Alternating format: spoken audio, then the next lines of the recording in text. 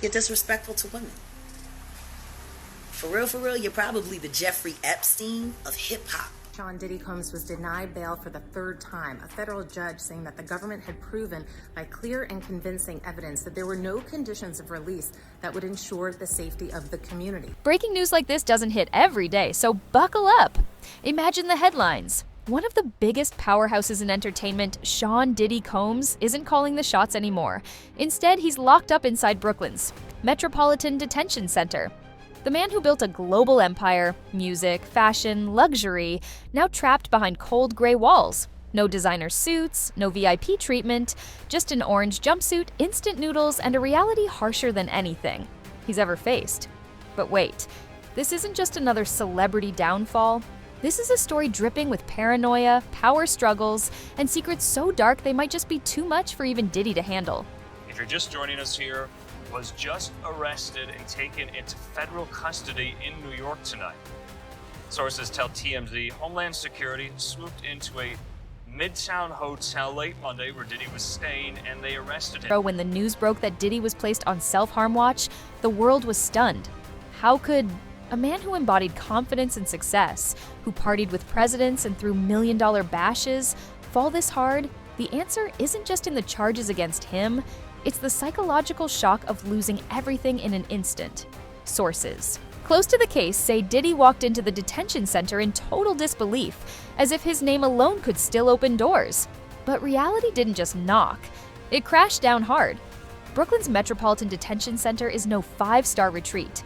It's raw, it's ruthless, and it humbles even the most powerful. The moment Diddy stepped inside, the transformation began. Gone was the man who commanded red carpets and private jets. What remained was someone visibly shaken, struggling to process the nightmare unfolding around him. Eyewitnesses saw him during intake, hunched over, his designer suit wrinkled, completely out of place. The exhaustion, the disbelief, it clung to him like a shadow. The man who once ruled the industry with swagger and dominance, now just another inmate in a cold, overcrowded facility. Intro inside the detention center, the air was thick, with tension. The moment Diddy walked in, guards exchanged glances. This wasn't just another inmate. Even the prisoners took notice, their eyes filled with curiosity, skepticism, and something else, judgment. To them, Diddy wasn't a legend. He was a lesson, a warning about how fast the mighty can fall. Whispers spread like wildfire. The charges, the luxury, the downfall, speculation ran wild. Some wondered how long he'd last in a place like this. Even the guards felt the weight of his presence. "He's not safe here," one officer reportedly muttered. But was he talking about threats from others, or Diddy's own demons? At first, Diddy tried to keep control. He walked with his head high, voice steady, still carrying the authority of a man used to calling the shots. He spoke to guards like he was still in a boardroom, demanding accommodations no inmate could ever dream of.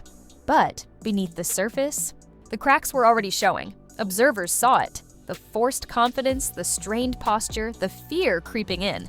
He was holding on, but just barely. The walls were closing in, and for the first time, Diddy wasn't the one in control. I mean, it's a legitimate concern. No judge wants to wake up and read the headlines the next day. Oh, they treated this guy special and they gave him bond, and now he's gone and he fled from justice. So that's what's in the back of most judges' minds. On the other hand, we deal with cases where clients have significant funds sometimes. Sometimes where there's money, you can craft a unique solution. Years ago, it was the ankle bracelet, the ankle monitor. Time quickly became a battleground. Reports surfaced that Diddy was refusing to eat the standard prison meals, convinced they could be tampered with. Imagine being in his shoes, one former inmate turned consultant speculated on a podcast. You've made enemies in every corner of the world. You really think no one would try to get to you in here? The theory spread like wildfire, feeding rumors. That paranoia was already sinking its claws into him. Instead of eating with the other inmates, Diddy reportedly survived on commissary snacks, packaged chips, honey buns, bottled water. But even that didn't calm his nerves. Guards noticed his every move, how he inspected each item before taking a bite, his eyes scanning for something, anything. Poison? Contamination? A setup? No one knew for sure. But one thing was certain. Diddy was on edge, and the weight of his fears was only getting heavier. just interesting to me that with all the money he has and all the resources he has, he couldn't craft some solution that lets him be under some form of house arrest. And again, it sounds like special treatment, but the truth of the matter is, to incarcerate somebody like him is expensive to all of us. We're taxpayers, and he's got to have unique situations. You can't put him in general population where, everyone wants a piece of him and everyone wants to be his friend and everyone. The transformation was shocking, and it happened fast. By the time Diddy made his first court appearance just weeks into his incarceration, the world barely recognized him. Gone was the powerful, impeccably groomed mogul. In his place stood a man visibly thinner, his hair streaked with gray, his eyes hollow and bloodshot. "It's astonishing," one journalist noted. "This is a man who spent decades projecting invincibility, and now you can see the toll it's taking." The contrast was jarring. Just months earlier, he was in Central Park, laughing, playing hacky sack, living his best life. Now, he was a shell of himself. But it wasn't just the physical decline that had people talking. It was the psychological unraveling happening in real time. Inside prison, paranoia clung to him like a shadow. Guards noticed him constantly glancing over his shoulder, even when no one was there. He avoided conversations, isolating himself as much as possible, and then there were the whispers. "He keeps saying, 'They're watching me,'" one guard revealed. But when asked who they were, Diddy never answered. The paranoia reached a breaking point after his third bail request was denied. The first two rejections had been brutal, but this time, he was sure he'd walk free. Top-tier lawyers, airtight arguments. He believed the system would bend in his favor, but when the judge shut it down, something in him snapped.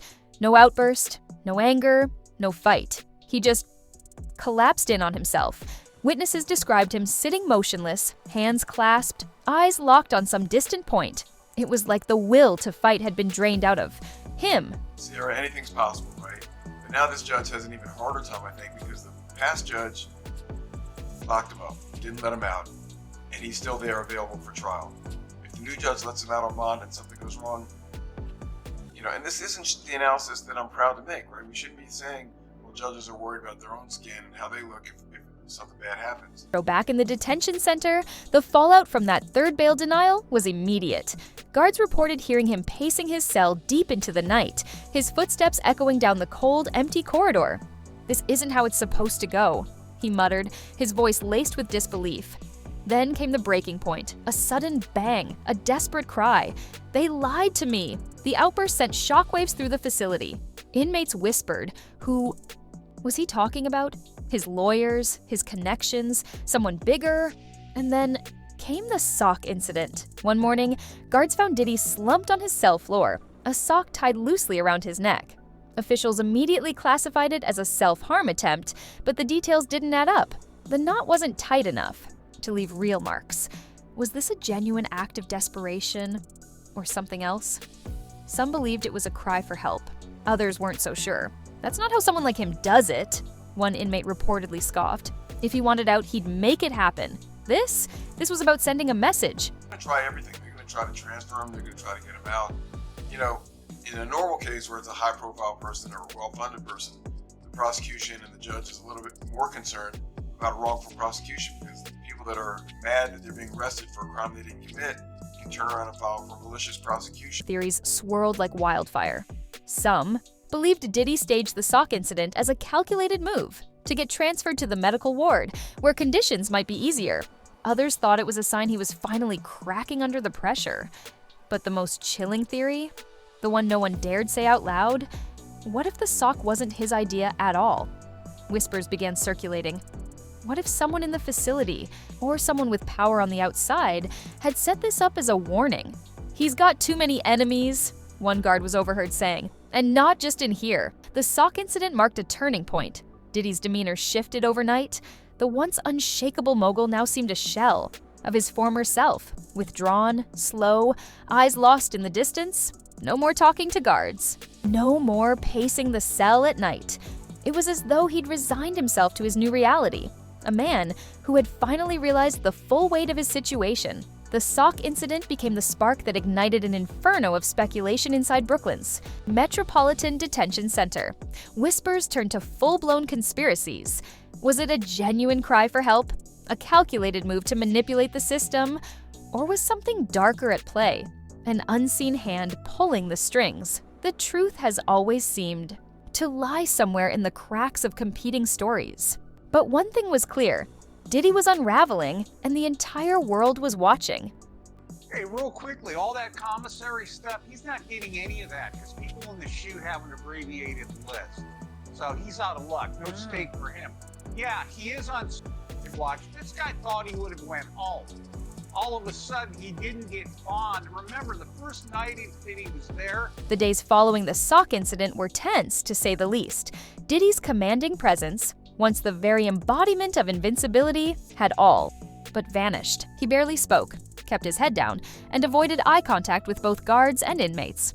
His pacing stopped, replaced with hours of sitting silently on his cot, staring at the wall as if searching for answers. Answers that never came. It was a far cry from the man who had once strutted through these very halls with an air of delusional invincibility. Now, he seemed haunted by something. Or someone. No one could say for sure, but the rumors didn't stop. They grew, they gained momentum, and they became more chilling by the day. The most terrifying whispers: a list, a supposed document that Diddy either had in his possession or knew about, containing the names of powerful individuals linked to his sprawling empire. High-profile figures from politics, business, and entertainment, whose very lives would be destroyed if the list ever saw the light of day. Whether the list was real or just a product of paranoia didn't matter. The idea of it was enough to send everyone into overdrive. One guard was overheard saying, "If that list is real, we've got a target sitting in Subblock B." The pressure inside the detention center was palpable. Extra precautions were ordered, and Diddy's every move was meticulously monitored. Even routine tasks, like transferring him to visitation or the infirmary, were conducted under heightened security. But it wasn't just the guards feeling the heat. Diddy's behavior was only fueling the fire. He became more reclusive, refusing to leave his cell even during recreation time. When guards tried to coax him out, he muttered about not being safe. Out there? Safe from what? Or who? The paranoia was consuming him. "He's scared of something," one inmate confided to a prison consultant, who later spoke on a podcast. "You can see it in his eyes. Whatever's going on in his head, it's eating him alive." But it wasn't just the paranoia. It was what came next. Rumors swirled about tapes that were being shopped around Hollywood. "Are you telling me there are tapes?" someone asked. "Yes," the consultant confirmed. "People are already shopping them." Inmates speculated that Diddy's powerful enemies were using their influence to make sure he never saw freedom again. Others believed the sock incident wasn't Diddy's move, but a message sent by someone with enough power to orchestrate such a thing from behind the scenes. And then there was the issue of Diddy's refusal to eat. His paranoia about being poisoned reached new heights. He refused all meals provided by the prison, surviving on a meager diet of prepackaged commissary snacks. But even those he inspected thoroughly before consuming. One guard described watching him open a bag of chips, shaking them out onto a napkin, inspecting each piece before he ate. The tension inside the prison was off the charts. Despite his physical decline, Diddy's mind remained sharp, albeit increasingly erratic. He was often seen scribbling in a small notebook, though no one knew what he was writing. Some believed it was a journal, a way for him to process everything that was happening. Others speculated it might contain the infamous list. Whatever it was, the notebook became a source of fascination for both inmates and guards. Diddy's trial, set for May 2025, was looming large in everyone's mind. Experts predicted the trial would be a media circus, with every detail of his personal and professional life exposed to the world. But inside the detention center, the drama unfolding within its walls was what kept everyone on edge. The question wasn't whether Diddy would be found guilty or innocent, it was whether he'd even make it to the courtroom. As weeks went by, Diddy's health became an increasing concern. Observers noted he was growing thinner and more frail with every passing day. His once vibrant skin had turned pale, almost ghostly, and his movements had slowed to a shuffle. Some believed it was the stress of his situation. Others suspected something darker was at play. There were rumors that Diddy was being deliberately weakened, whether through poisoned food, psychological manipulation, or something else. Of course, there was no solid evidence to back this up, but in an environment as charged as the detention center, speculation was all it took to fuel the fire. Then, during a routine head count, something unsettling happened. When the guards reached Diddy's cell, they found him sitting on the floor.